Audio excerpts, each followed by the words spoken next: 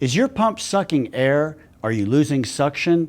Or maybe your pump is just not pulling the water that it should pull? Don't be so quick to think that you're going to have to replace your pump, because I'm going to walk you through in this video with the most common reasons that would cause your pump not to prime or maintain prime. And the good news is 90% of everything we're going to discuss you can fix, saving time, money, and probably a service call. So stick with me, because at the end of this video, hopefully your pump will go from running like this, weak with a lot of air, to this, full power with no air. First, we want to make sure that we're priming the pump properly from the start. And with a system that's working good, this is what the process looks like. So when we get ready to prime a pump, what I like to do is make sure that the pump is turned off. We're going to close both valves. In this case, I have a drain and a skimmer. These are the suction lines coming in. So we're going to close both these valves, and then we're going to open the lid. And once the lid is open and removed, we're going to fill this volute, the housing here, full of water. And once this is full of water, we're going to be able to set our lid back down in place and lock her in place. And then we're going to turn the pump on. Now, once we turn the pump on, we're actually going to start to open one of our lines very slowly. And as water starts coming in, it'll come in a little faster. We can open this up a little bit more. It comes in a little bit faster. Then eventually we're going to have that line completely opened, and we're going to see the water coming in really good. And then we're going to be able to go to the second line. And then we're going to open this line slowly. But if we open it too fast and we starve the pump and we lose prime, we can very easily close this, let the pump catch back up. Once it catches up, then we can just very slowly open this little by little. And as we open this, we eventually have prime, and that is on a system that's working good. Now, over the years, I have a lot of people ask me, what position do we need to be in when we prime a pump? And for those of you that have a sand or a DE filter, the most common position will be filter.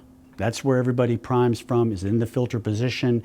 But having a DE or a sand filter, you can actually prime in backwash, rinse, waste, recirculate. It really doesn't matter. Your pump will prime either way, but keep in mind that filter is the main position that we're going to prime in. Another question that I get asked is, what if we don't have valves on our suction lines? Well, if you don't have valves, you can actually still prime the pump. It will just take a little bit longer, but I would recommend to have valves on each suction line so that we can regulate the suction on each line. And that is very helpful in being able to do so. And it's not just for priming, but it can also be for vacuuming, so we can get the right amount of suction when we vacuum the pool. It can also be if we're having to drain or service the pool or work on the pool. So having valves on each suction line would be recommended. Another question that I get asked is, do we have to open our air relief or pressure valve when priming? If you have that on your system, you can definitely open it. It will help, does not hurt anything, but keep in mind, not all systems have air relief or pressure valves. So if you do not have an air relief or pressure valve, your pump will still prime just the same. So one of the first things I would check is the water level in the pool. It is an issue that is very common. It is overlooked, but it is very important.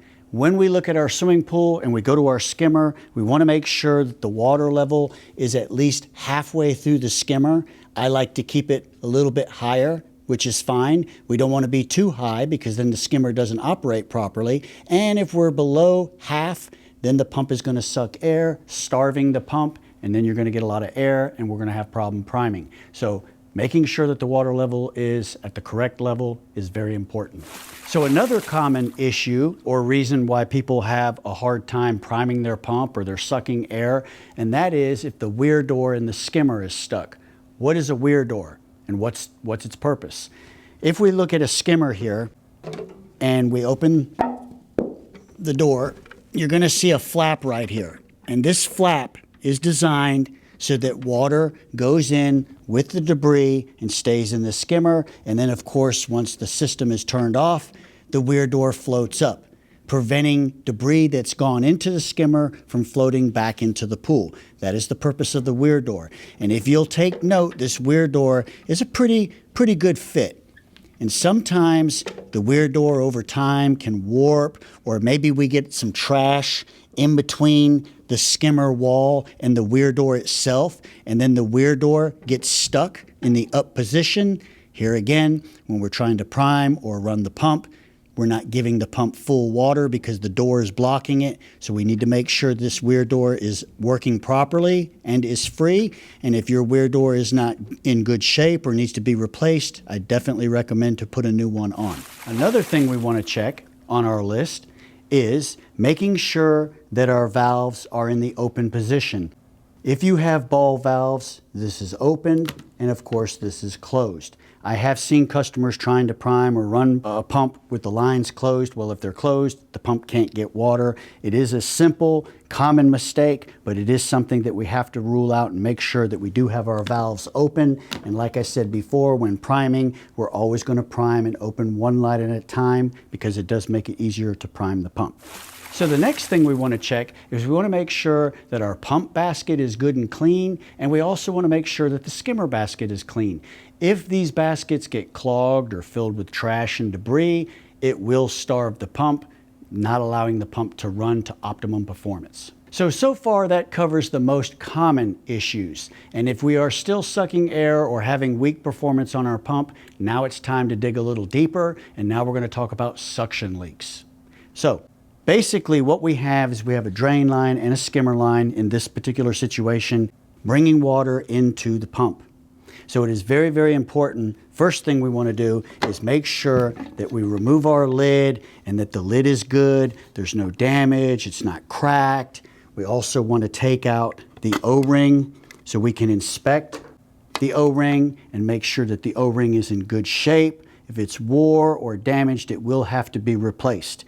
If the O-ring is good and the lid is good, we can put it back. But at the same time, we can also lubricate the O-ring with a silicone-based lubricant. This is actually a waterproof lubricant. And by doing so, it will add life to the O-ring, but at the same time, it will also allow us to put on the lid and remove the lid from the pump a lot easier because we're going to be working with a lubricated O-ring instead of an O-ring that's dry and stiff and causes friction. If this is good, then we move to the next thing, which is drain plugs. But I have a lid here that I wanted to show you guys from a pump, and if we look closely, you're going to see a crack right here. It doesn't look like a whole lot, but that little crack on this lid, when we're trying to run a pump, is enough to pull a lot of air. So it's very deceiving, but when you see something like that, that definitely will cause you to lose a lot of suction and suck air. Once we've checked the lid, as I said, now we're going to go to the drain plugs. Most pumps have at least 2 drain plugs, and a lot of the older pumps had drain plugs that were just threaded, and we had to put Teflon tape around them when we put them in to make sure that they were tight. A lot of the new pumps today have O-rings. If you don't have an O-ring, you can Teflon tape and put in, but if you have the O-ring, let's just make sure that the O-ring is in good shape, that it's not damaged or wore, and this O-ring here can also be lubricated, once again, adding life to the O-ring and making it easier to install. So once we put the O-ring on and we put the plug in, we're going to basically just finger tight, and then we can give it just a little snug. We do not want to over tighten the plug because it is an O-ring. We don't have to. So the next thing we want to check is we have, in some cases, unionized fittings. We have plumbing joints. We have our ball valves. We want to make sure there's nothing cracked or loose because anything here is under suction and it will suck air when we are trying to prime the pump. So here is a unionized fitting, as you see here on the pump.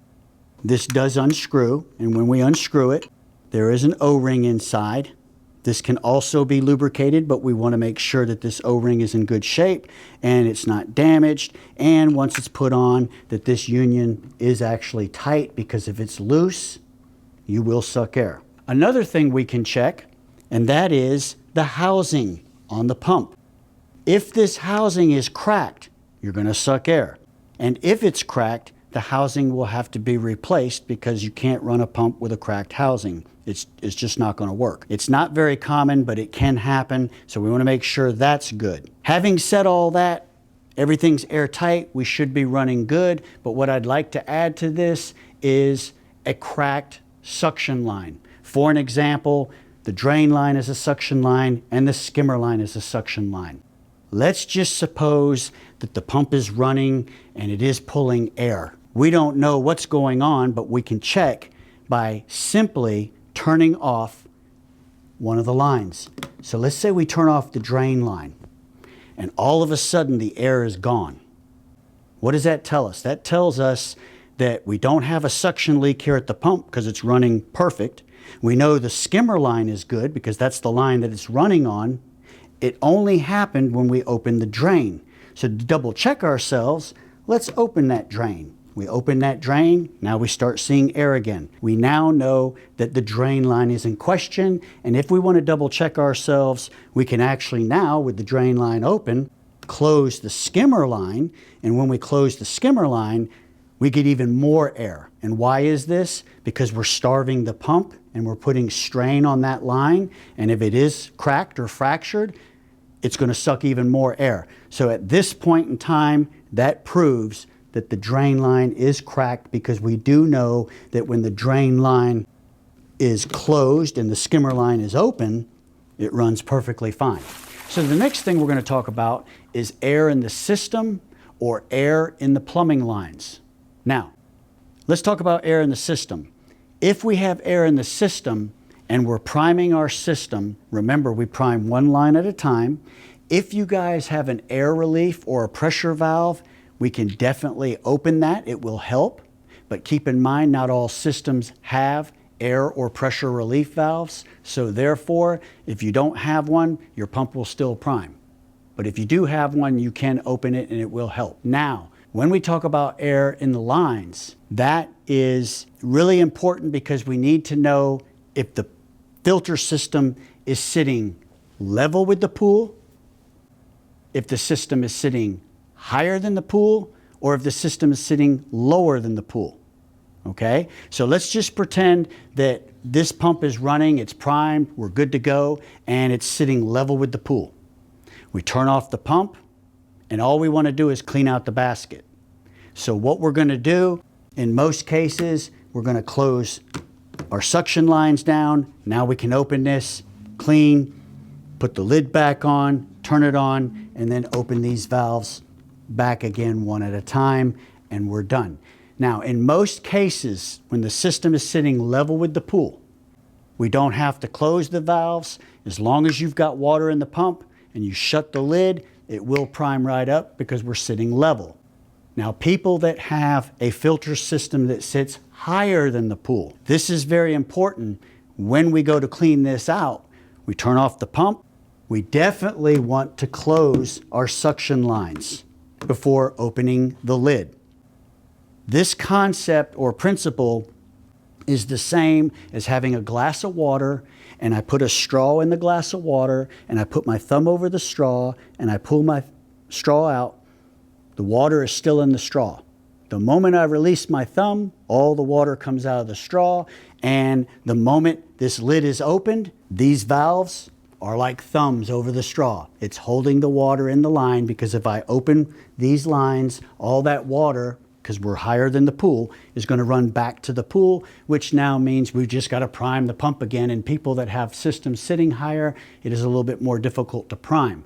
So by doing it this way, once we clean this and put the lid on, then we can turn the pump on and just basically start to open your lines as it starts running, and it'll maintain and hold prime because it's going to hold the water in the line just like the straw. So now let's talk about people that have filter systems that sit lower than the pool. Well, in that case, it's not a priming issue. If we want to clean the pump basket out, we basically turn the pump off. We want to close these lines so that when we open this up, we don't get wet, because keep in mind, water runs downhill. So that's why we're closing it here. Once this is clean, we put the lid back on, we turn it back on, we're ready to open our lines back up, and we're back in business. So last but not least would be a clogged impeller. A clogged impeller is going to affect the performance of the pump. And like I said before, you might suck air, you might just find that your pump is losing suction, or we're not pulling the water that we're supposed to.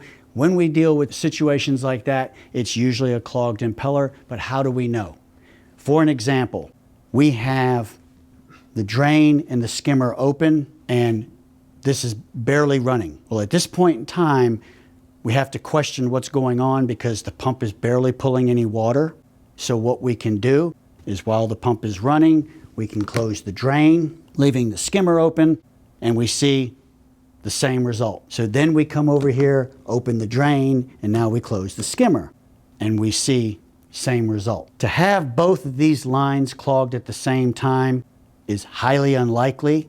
So in this situation, when we see this, that tells me that we have an issue with the pump because it's not pulling water.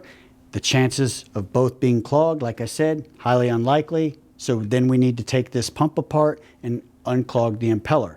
I do have a video that I made in reference to unclogging the impeller on your pump, and I'll post that video down below for any of you guys that need to check that out. At the same time, let's just suppose we don't have a clogged impeller, but we have a clogged suction line. Well, how are we going to know, and how are we going to know the difference? If we're questioning and we come out to the pump and we see that the pump is running perfect and the drain and the skimmer are open, and all of a sudden I close the drain down and we notice that the water just stops. It was running fine until I closed the drain. So what I'm going to do now is I'm going to open the drain and I'm going to close the skimmer, and now it starts running perfect. Basically closing this valve on the skimmer, it still runs on the drain. It's simulating a clog. So how do we confirm that? We're going to open the skimmer and we're going to close the drain, and when we do so, it stops.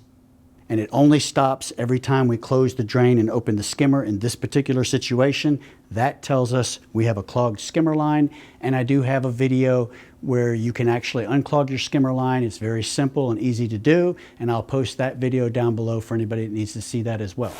So let me know down in the comments which one of these issues pertain to your pump. And if you guys have any difficult pool-related questions or problems and you need help, the fastest way to get in contact with me is book a phone session, and I'll have a link down below for that. So if you guys enjoyed this video, check out this video where I show how the pool pros change sand in less than 15 minutes with a special tool that you can actually do yourself. Always remember us at Hallmark Pool Supplies for all your pool needs. I do appreciate everybody watching. My name is Mark, and I'll see you guys on the next video.